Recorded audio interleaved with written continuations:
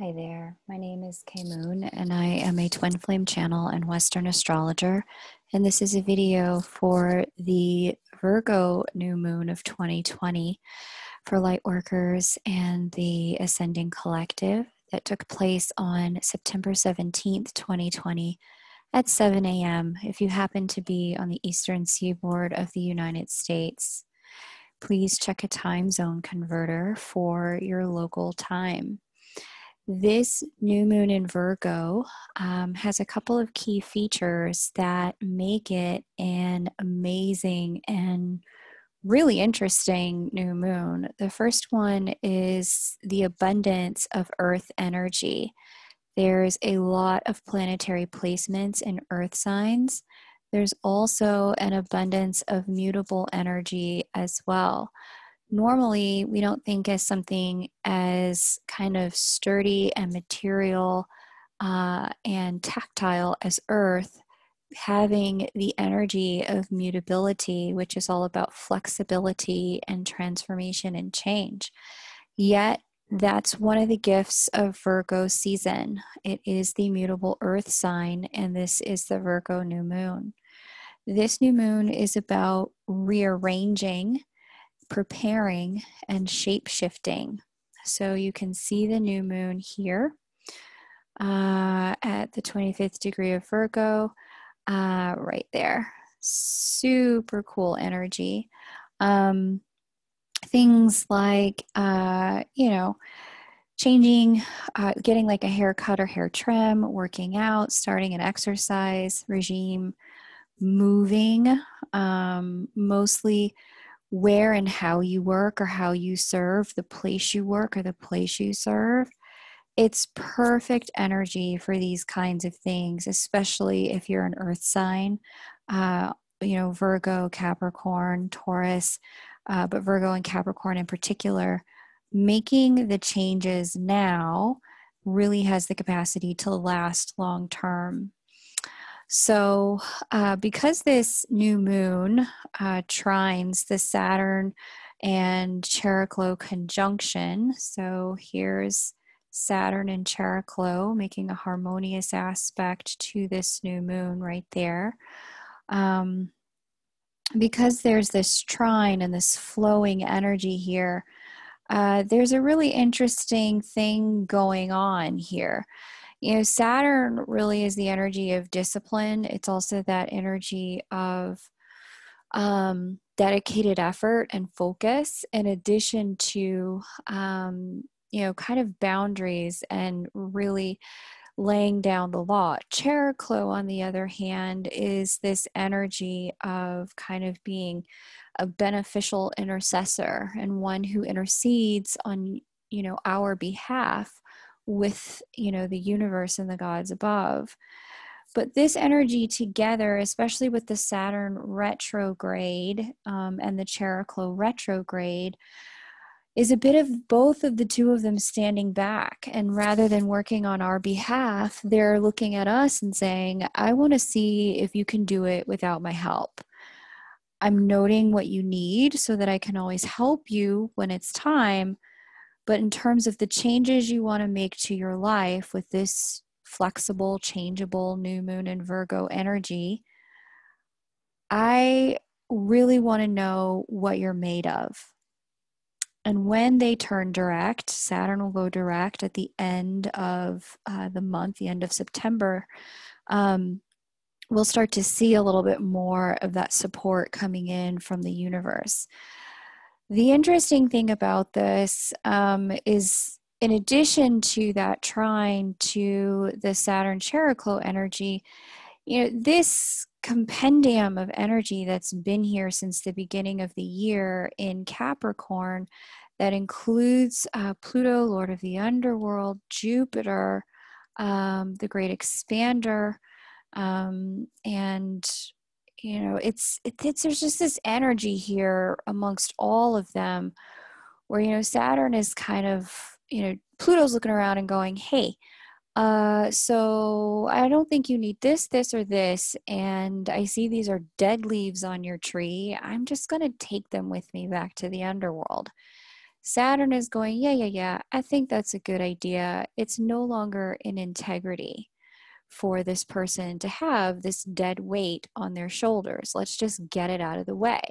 It's not going to serve them given where they're headed in terms of their evolution. And Jupiter is like, okay, yeah, this is a good game. I would love to help out. What else can we clean up? So, between the three of them, there's this energy of just, um, Saturn taking a bat to a vase that no longer belongs in your house, Pluto sweeping up all the pieces so that you can't attempt to put it back together again, and Jupiter saying, yep, we're going to take this out and we're going to sprinkle in a little bit of potential for the future now that there's new space cleared for something much better. I know it was your favorite vase, but trust me, there is something better coming. So this energy all put together and this new moon making a harmonious aspect to it is giving us the opportunity to take stock of what's on this side of our bridge that is no longer in existence, where we want to go, what's on the other side of the bridge that we want to create. And this is the new moon that is saying, hey, it's time to prepare yourself for the journey. It's time for you to begin making the trip to what for you is your version of your promised land. There's an inconjunct to this new moon from this interesting energy out here in the sign of Aries. So we've got Mars, Lilith, Eris, in conjunct to the new moon's energy here inside Virgo.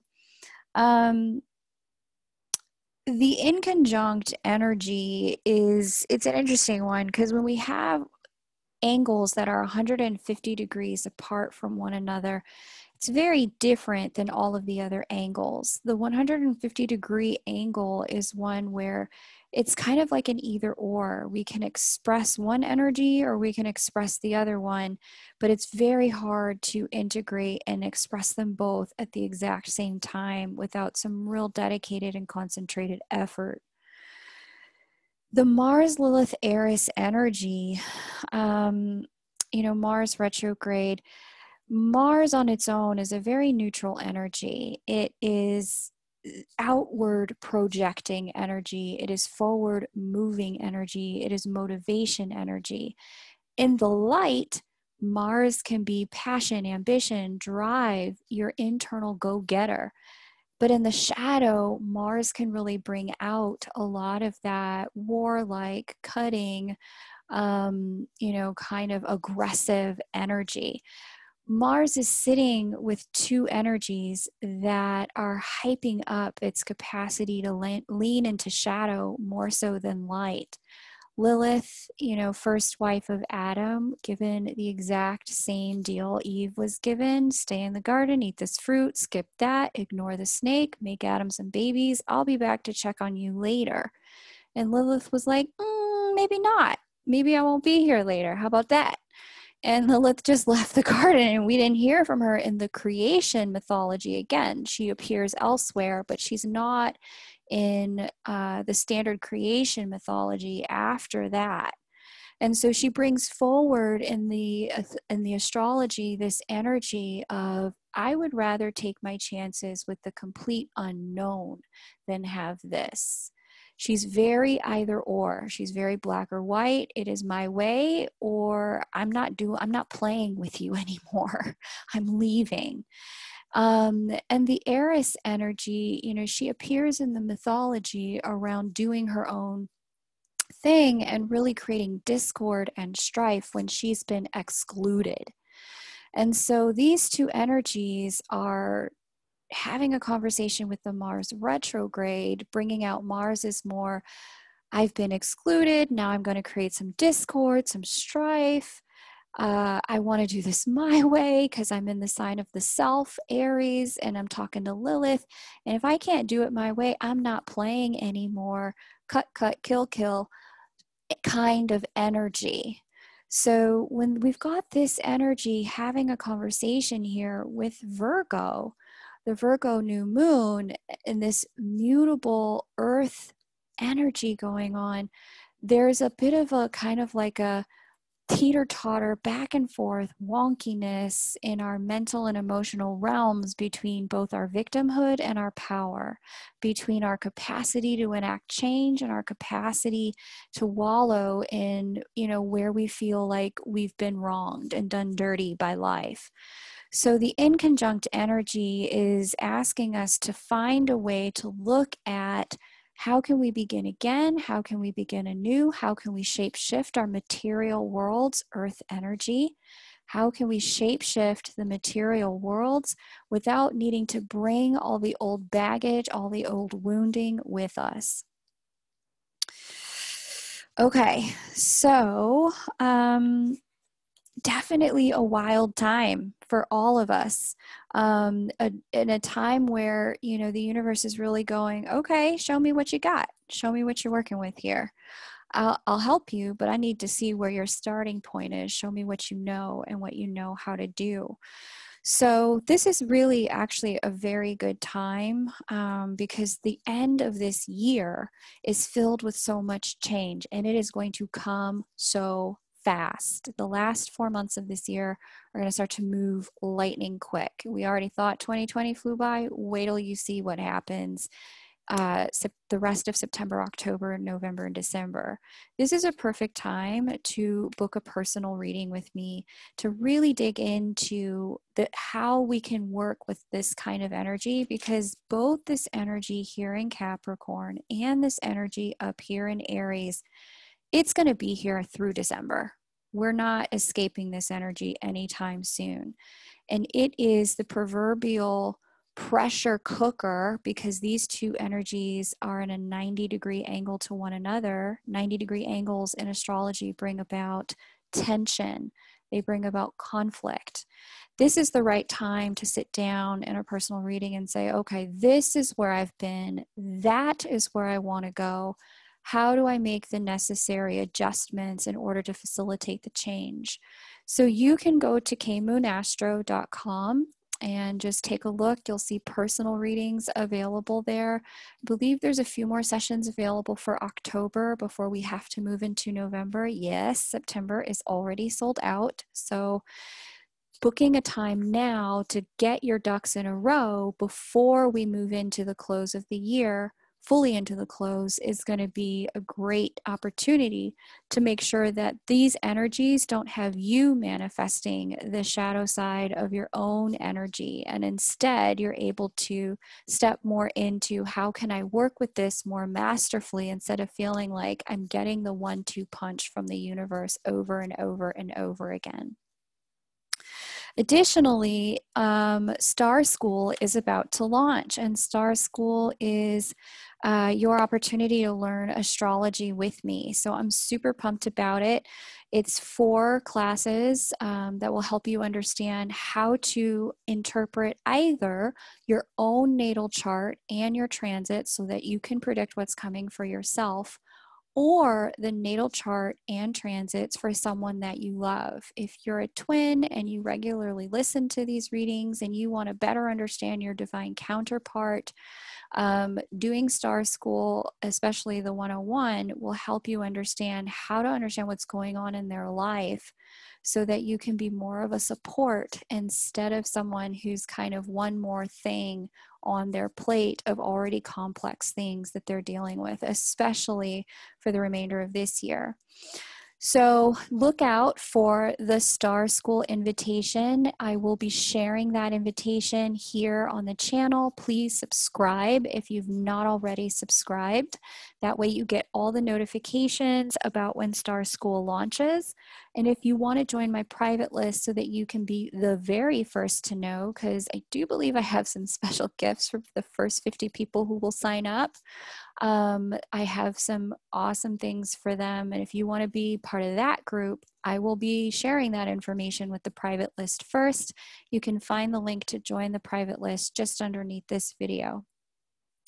The other and additional energies going down at this full moon are this energy here. There's a Mercury, here's our friend Mercury, in conjunct Neptune.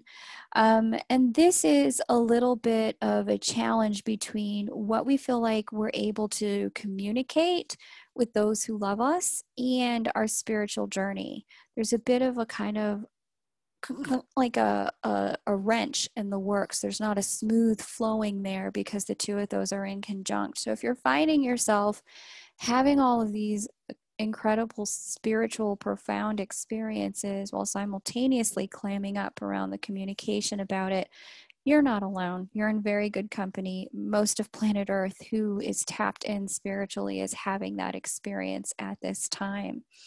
And that energy will begin to flow and ease in the weeks to come. We've also, we have Venus conjunct Vesta, and inside of Leo, the sign of creativity and our creative works, our creative offspring, and the sign of leadership. And that Venus Vesta energy is also squaring Uranus and Taurus here. So they're not working alone, they're working together. There's those two, so you can see those. And this indicates the Venus in Vesta gives us a commitment here to take better care of ourselves. And with the square to Uranus, there's a lot of divine changes coming into the 3D because both Uranus is in an earth sign to force us to do so, to force us to take better care of ourselves. Circumstances will kind of pop up and arise, and we're like, crap, now I have to deal with this. And it could be a problem, but the solution is in taking an action, fire sign, action, Leo, that's where Venus and Vesta sit. Take an action to take better care of yourself. Self-care is Taurus, where Uranus sits. So whatever crops up and seems to like come out of nowhere as a challenge or a problem, because again, this 90-degree angle creates tension. The invitation from the universe is, I'm throwing you a curveball. I want you to use it for an opportunity for self-care. Do it. Go for it. So this is particularly having to do with anything to do with our bodies, work, money, health, and our home. But this can also be some shocks and surprises in love or money, especially if you happen to be one of the fixed signs, Scorpio, Taurus, Leo, Aquarius. This in particular would not be the right time to make a major change to your appearance that is brand new to you. Let's say you want to get like a new tattoo, or you want to get, some kind of new, you want to shave your head, or, some drastic kind of change.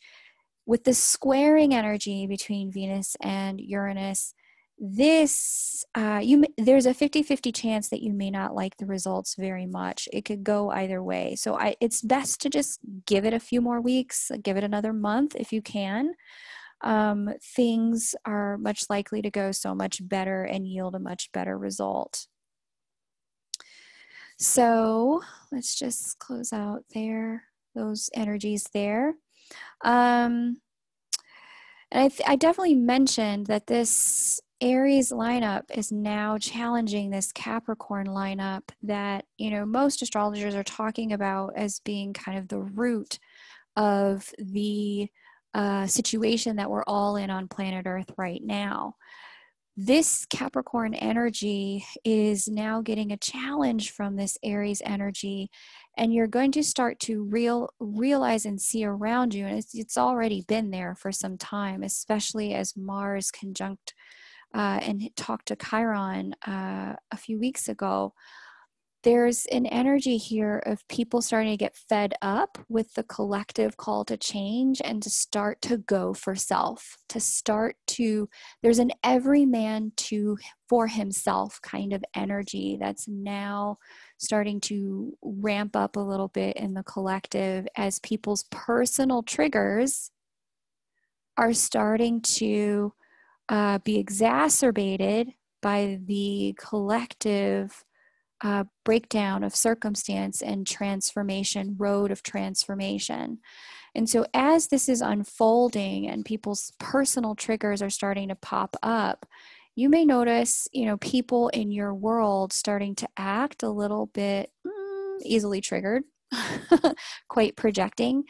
It's important during this time to really catch that and check that for yourself, for where we are personally at, so that we can stand as part of the solution instead of as part of the problem.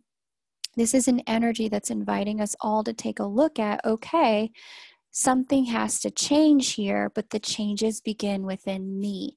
It's not about getting other people to change. It's about getting me and my life and my circumstances to change, because again, all of this energy here that's now challenging that Capricornian lineup is in Aries, the sign of the self, the individual. So we have a choice: project our pain or confront it and actually transform and transmute it into power. That's the opportunity and the gift of this new moon in Virgo. So thank you so much for listening, liking, subscribing, and sharing. If you'd like to book a reading, kmoonastro.com is the way to do so. There are just a couple of readings left for the month of October. And I would love the opportunity to read and discuss the stars with you. Again, Star School opens up in just about a week or so. And when it does, you'll have the opportunity to learn how to interpret all of this for yourself and your loved ones in the weeks to come. Looking forward to working with you. Take great care, and bye for now.